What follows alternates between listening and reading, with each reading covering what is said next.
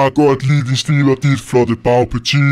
Sølle 4 kilometer adskiller Danmark og Sverige på det smalleste sted af Øresund. Men sprogligt ligger vi meget længere fra hinanden. Så langt at 92% af de svenske gymnasieelever i netop offentliggjort undersøgelse siger, at de har svært eller endda meget svært ved at forstå, hvad vi går og prater om herover på dansk grund. 66% af de unge svensker vil egentlig gerne lære dansk, men alligevel står 42% af dem over engelsk, når de er på besøg i Danmark. De danske unge derimod besøger knap nok Sverige og har i hvert fald ingen plan om at slå sig ned der, og heller ikke en stor interesse i at lære svensk. Og interessen for at læse bøger eller se på tv på en anden sprog ligger i den nærmest usynlige. Fucking svensker, I er de mærkeligste mennesker. For abstinenser, hvis I ikke får sultet på snus, så jeg er dansker. En af de hyggeligste mennesker. For abstinenser, hvis jeg ikke får øl i min krus. Fucking svensker, I er bare en del kedeligere. Det eneste sted i top, og det er nemt at finde flotte piger. I snakker babysprog, snakker I til mig, føler jeg mig egentlig temmelig klog. Fucking svensker. Forskel på dansker og svensker. Jeg smelter pissegrim, og jeg skillinger er lækre. Det lyder af helvede til, når jeg brænder svensk.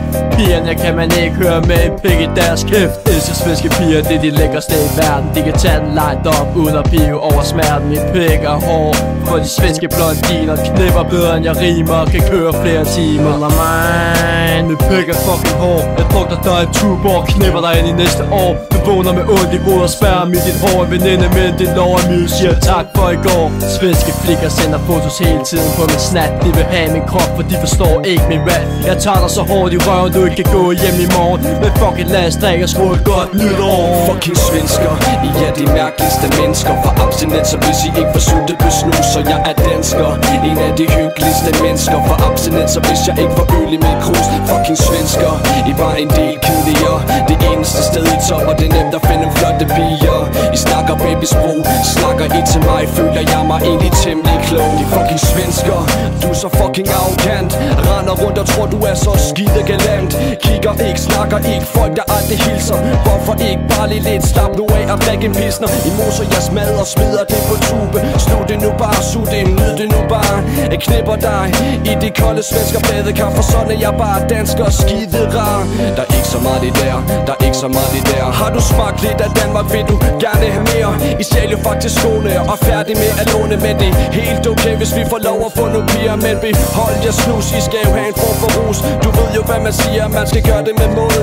Og godt nyt år, så blev det dag på dagen. Jeg glæder mig til at smage noget svensk kransekage. I spiser kaviar på sprød knækbrød. Men vi er jo vikinger, så da jeg strikker noget med.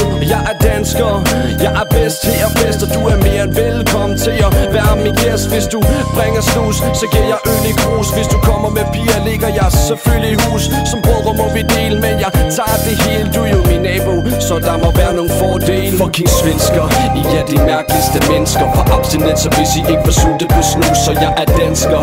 En af de hyggeligste mennesker. For abstinenser, hvis jeg ikke får øl i min krus. Fucking svensker, I er bare en del kedeligere. Det eneste sted i top, og det er nemt at finde flotte piger. I snakker babysprog, snakker I til mig, føler jeg mig egentlig temmelig klog. Fucking svensker. Det var det, vi havde i dag, tror jeg. Det var Emil og Kane i Miller, hvad fanden er det? Jeg ved sgu ikke, altså. Kale eller hvad det ved jeg ikke, men det er også fuldstændig ligegyldigt. Nu er vi færdige for i dag, og det var så vores program for i dag, vi havde her. Havde vi et program? Det ved jeg ikke, men det var skide god musik, og det var noget svensker, og det var noget dansker, og så blev vi vist enige om, hvad for et land, der var bedst for. Skal jeg holde min kæft nu? Okay. Godt nytår til alle sammen derude her. Hej hej.